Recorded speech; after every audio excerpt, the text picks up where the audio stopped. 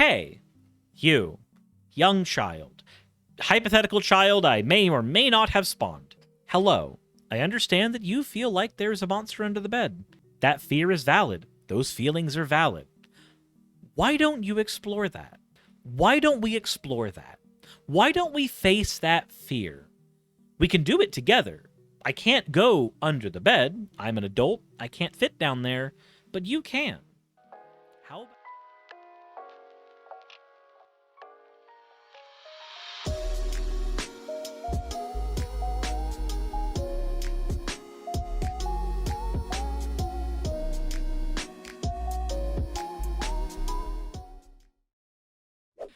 Guys, Glenn Beck is super angry at Biden, which, you know, I don't think that that's outside of the norm, but it's still a thing that we have to recognize happened. Glenn Beck's mad at Biden. Let's go ahead and take a listen as to why that might be the case. This one is from Nagi Noah 101. Here is the other in favor of Yuletide Hammer. Aw. And then another one inked and ready. If anyone wants to color this, please. I am better at doing black and white. So Nagi, I would say try your hand at coloring it, try lining it digitally, and then try coloring it yourself, and try as many different ways as you can to work up those skills. You're already showing a lot of promise here. Why not push further? The next one we have here is from Axo that has cream. No, it's not Axo. This one's from Kitterdoodle. What am I doing? This is Kitterdoodle. And it's me bouncing around in Fortnite screaming, I have so much power. I don't know why I thought it was Axolotls for a second. It is definitely Kitterdoodle.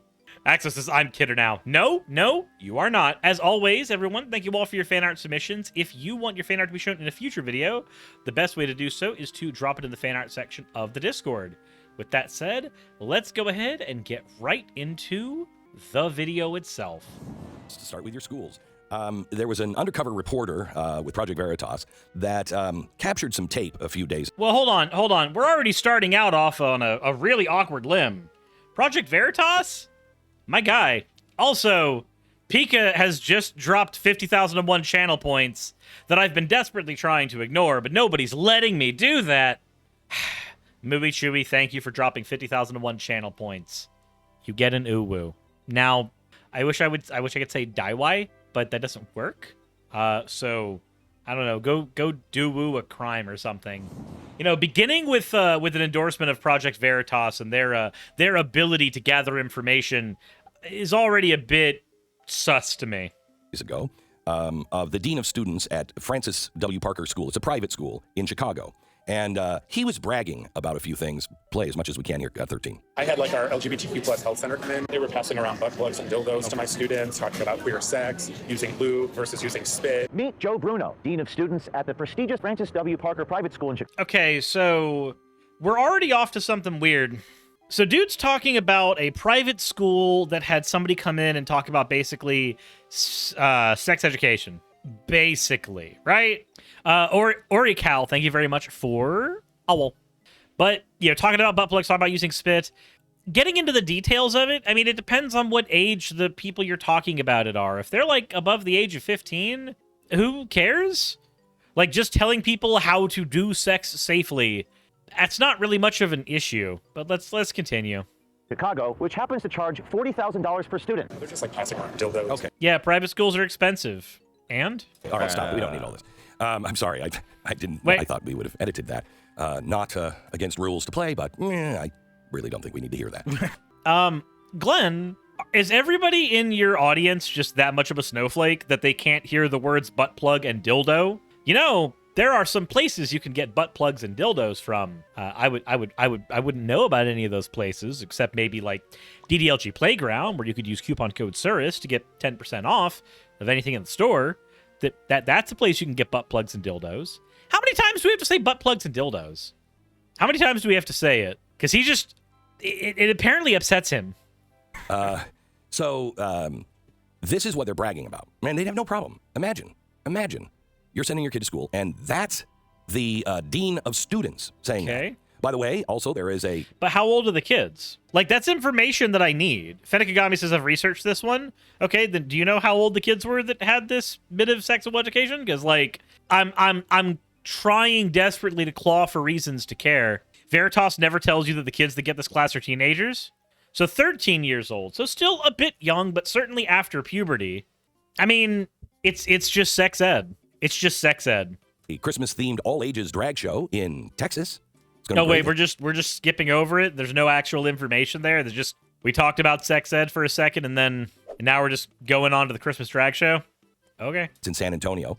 We have audio of a teacher that's telling the students they need to call their stuffed animal they, them. Here's something that was just been deleted from Boston's Children's Hospital. Wait, cut 10, please. Listen to this, doctor. Parents do wonder if a child's gender identity is a phase. Sometimes it may be just a phase of development where they're exploring their gender identity and they're kind of getting a sense of who they are. But a lot of children do end up identifying as that gender into young adult. So wait a minute. Hold it. It might be a phase. Edited out. No longer available. Wait, so... Yes. Do you want to know why that's edited out? It's edited out because what happens is people like you will grab onto that. People will grab onto that statement and hold on to that. They'll just say, but it might be a phase, but it might be a phase, but it might be a phase. Y'all all know the meme, but there's a chance. You know that meme right there? That's what Glenn Beck is trying to hold on to. The it might be a phase part is kind of unimportant for the conversation. The important part of the conversation is that a lot of people do end up keeping that gender identity going forward. Well, the clip is still there, but it just no longer says that it might be a phase. Yeah, you don't want anybody saying things like that. Then you have Joe Biden yesterday giving this speech, cut 7. Do you like how in 2 minutes he's gone through 4 different stories? Four different news stories back to back. No analysis of any of the stories, no digging into any of the information, just the equivalent of reading the headlines and then just kind of moving forward and just kind of glancing forward afterwards each time. This feels like a super common tactic that we really should acknowledge more often. Say thing that enrages you, move to the next thing. Say thing that enrages you, move to the next thing. Say thing that enrages you, move to the next thing. Say the thing that will make my audience angry and keep listening and then move on to the next thing. Don't sit down and actually explore the conversation about gender identity or the things that Project Veritas apparently pulled out. Don't do any of that. Just kind of get people mad and then move forward. Folks, racism, anti-Semitism, homophobia, transphobia, they're all connected. Yeah, that's kind of true. But the antidote to hate is love.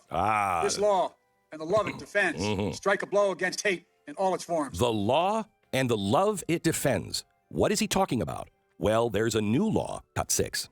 When hospitals, libraries, and community centers are threatened and intimidated, excuse me, because they support LGBTQ children and families, we have to speak out. We must stop the hate and violence, like we just saw in Colorado Springs, where a place of acceptance and celebration was targeted for violence and terror. We need to challenge the hundreds of callous and cynical laws introduced in the states targeting transgender children, terrifying families, and criminalizing doctors who give children the care they need. We have to protect these children so they know they are loved, and we will stand up for them and say they can seek for themselves. Stop. So he wants to show that we love these children and we must protect these children. Okay. Today, I declare that what I told you, the world would be upside down. Everything you thought would be solid will be liquid. Everything that was liquid will be solid, and you won't understand it. Today is the day I declare it is finished. When the president can say, this is for the love and protection of our children, so doctors can go in and mutilate our children. All right. We have once again done the classic thing.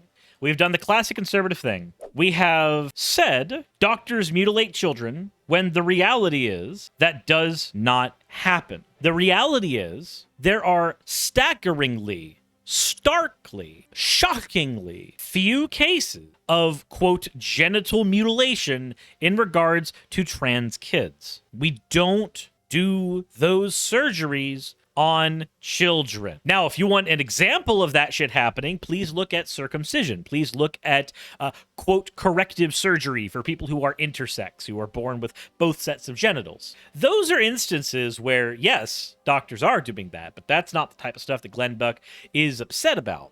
What he's upset about is the straw man idea that doctors are just accepting when kids say they're trans and then going in and just cutting up their body parts. Again, for children, this is not a surgery that is generally done. This is something that is done when people are in their very, very late teens or well into adulthood. puberty blockers are the thing that we would assign to children. Maybe even regular ass hormone therapy trying to increase your T or E levels. But surgery? No. It is officially upside down. So let me help you out on this.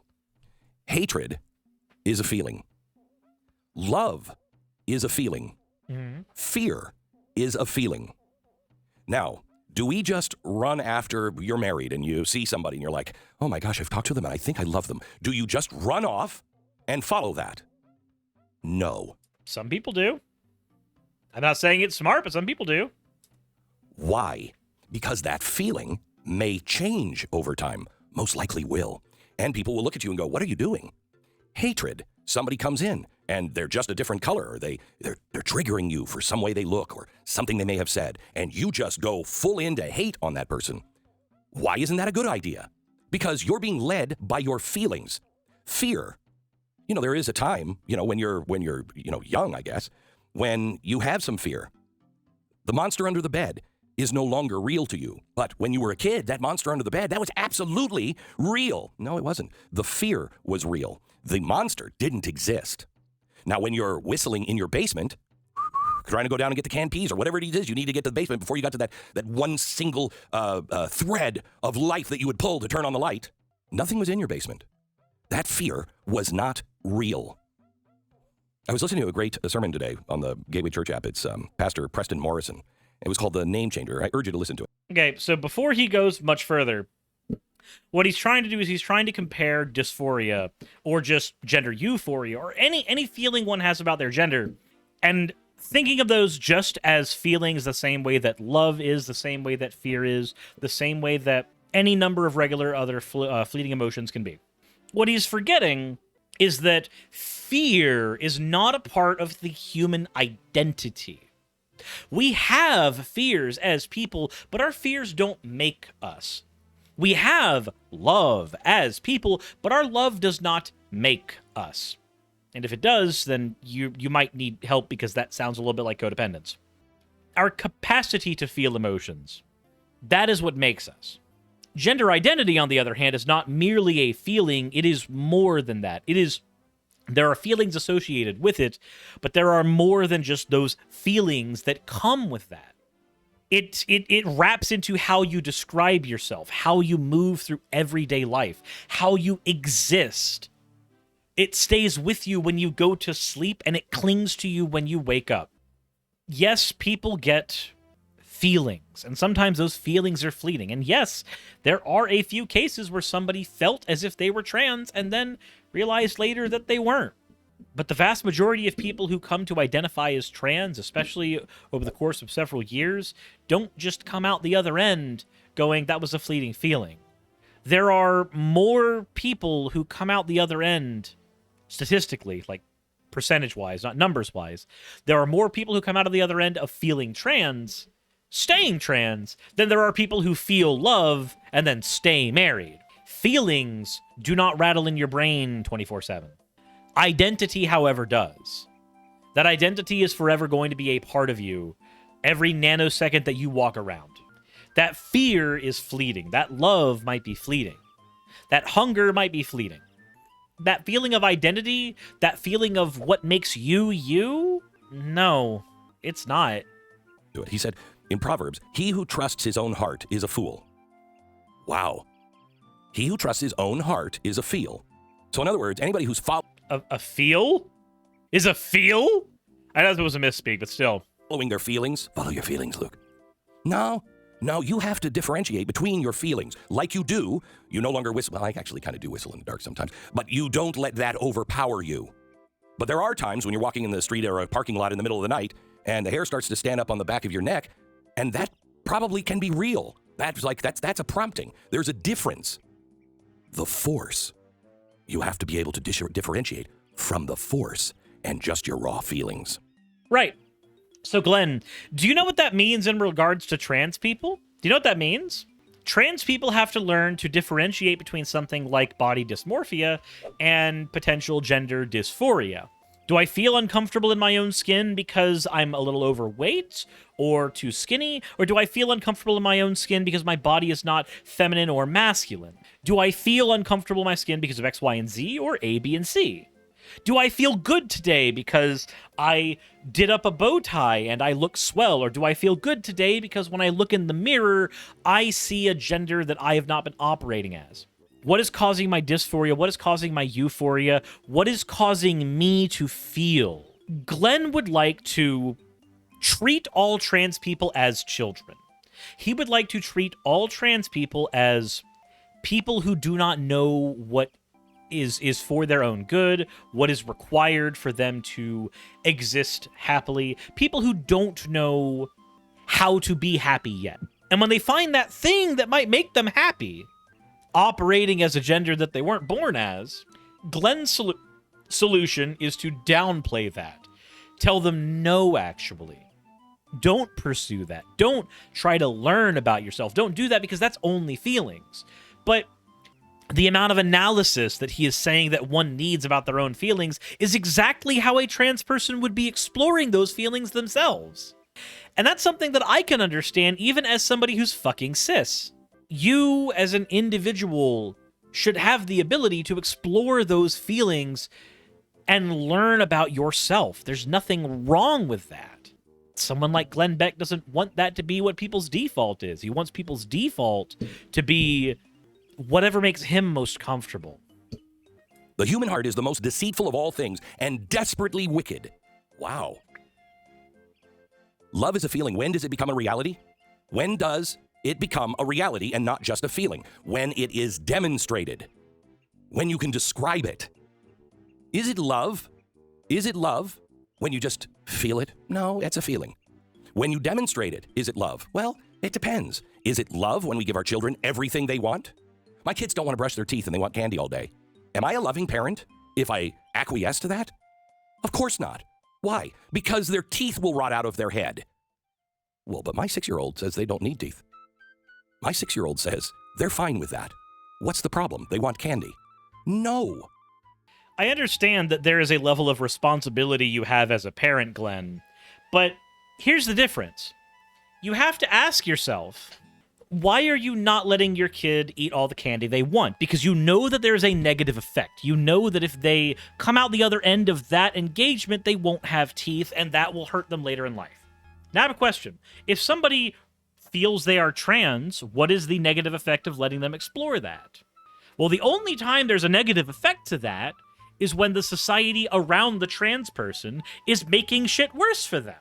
In which case, through demonstrating your paranoia about it here on your show, you are creating a world, like a self-fulfilling prophecy, where more people will feel this way about trans people, and it will make things worse for trans people. You are upset that a child may, in fact, live in a world that you created and hurts them because of actions you took. Glenn, I did a video ages ago called Rolling the Dice on Cruelty.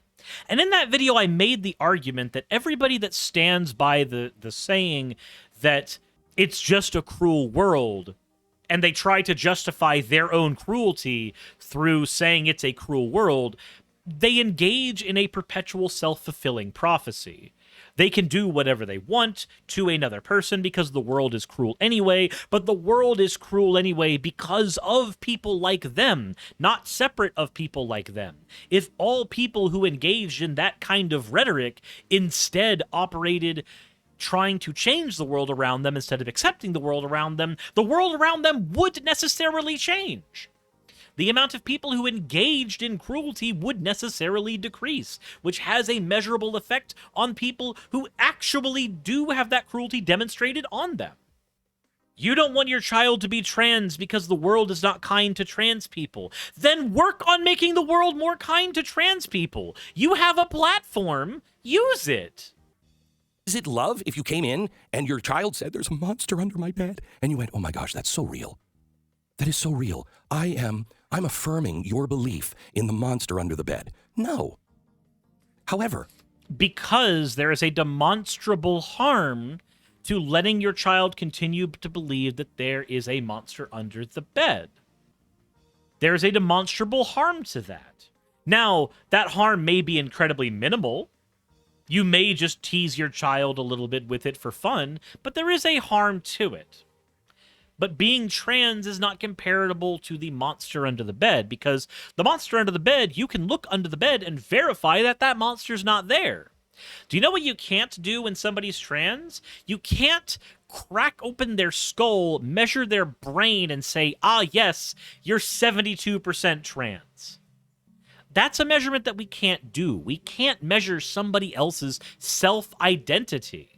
You cannot measure somebody else's identity the same way you can analyze the existence of a monster that may or may not be under a bed and whose name may or may not be Beck. These two things are not comparable because they cannot be analyzed in the same way. They cannot be confronted in the same way. They can't be taken on the same way. But Beck is very thoroughly invested in making sure that things operate that same way. He's very invested in making his audience believe that these things are truly comparable. But they're not. It's an error of both category and scope. Would it be love if you just went in and said, there's no monster on the bed, shut up? No. You recognize and validate their feelings. I understand you're scared. I know it's scary sometimes, isn't it, in the dark? You recognize their feelings and validate their feelings, but you don't validate the lie of the monster under the bed. So that's the first thing that I agree with. But how would you do this when somebody's trans? How would you go about that? I guess Glenn would say, I understand you feel like a girl, but you are not. But again, this causes the problem. You've validated the person's feelings, but in trying to say that they're engaging in a lie, you're going to have to argue that the thing happening in their head is not happening in their head. That's not a really easy thing to do. That's not a thing that you can really accomplish, Glenn. You can't demonstrate that the thing happening in their head is a lie. See, here's the difference. We're what I like to call adults. They're something described as children. We are their stewards, and our job is to teach them how to be a steward of their feelings. If they can't control their feelings, if they can't be taught to shepherd themselves around some of the scary things in life, or some of the things that they think might be true but they don't know, if they are always validated on their feelings, which are not always valid, they will not be able to function. All right, so I want to agree with that, actually. I do. So let's go ahead and use Glenn Beck's actual logic.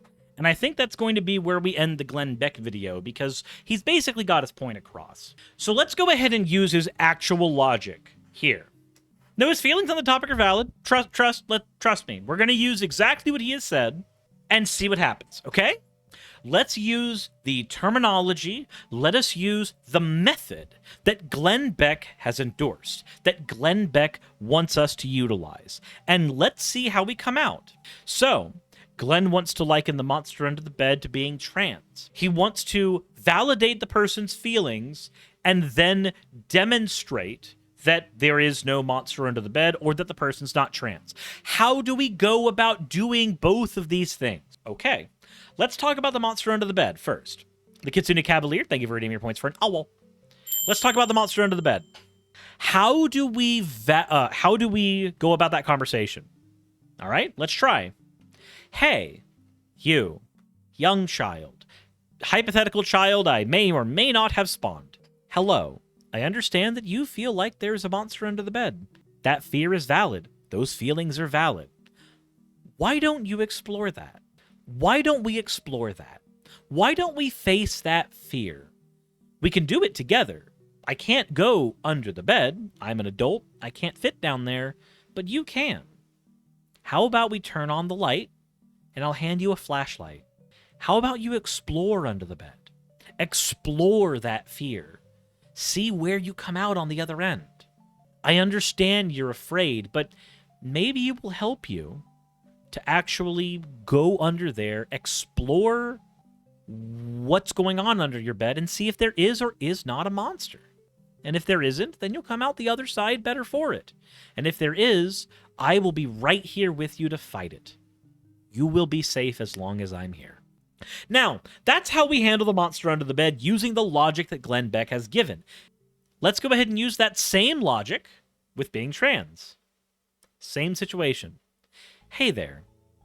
I understand that you don't really feel the gender that you were born as. I get that, and that's a valid feeling, and it happens to a lot of us as we grow up.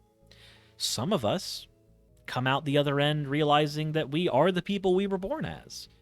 Some of us don't. So why don't we do this? I understand you feel that way. Why don't you explore that? Why don't you see how you feel? You can come up with a new name for yourself. You can look at some clothes that you may want to try wearing and see how you feel in them. Why don't we explore that? And you might come out the other end feeling like that's not you, that it's actually not as comfortable as you thought. But you also might come out the other end realizing that you are more comfortable living that way. And if that's the case, then as you get older, we'll talk about the next things that come up. But why don't you explore that? And if there is something to how you're feeling, I will be right here with you to help you fight every step of the way. What we've done now is we have taken exactly what Glenn Beck has said to do about the monster under the bed, that he has tried to use to disparage trans people, and we have used the exact same logic and rhetoric and applied it point for point to a trans child's experience. And in so doing, I feel like we've undermined his entire argument. Because the way to handle that argument for the child, if we accept his position that they're the same thing, then the best way to help the child in both scenarios is to let them explore those feelings, let them explore those concerns. And it can feel weird having that kind of conversation. But the conversation, at the very least, will be Glenn Beck approved.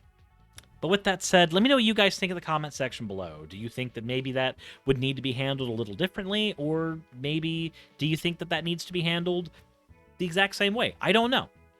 There may be some people who are actually parents in the comment section who might think that I'm completely off base. Let me know. I'd love to hear your criticisms. Senekagami, thank you for redeeming your points for an fucking degen. As always, everyone, let me know what you think down there. Hit the like button if you haven't already. Subscribe if you haven't already. And as always, insert end of video tagline here.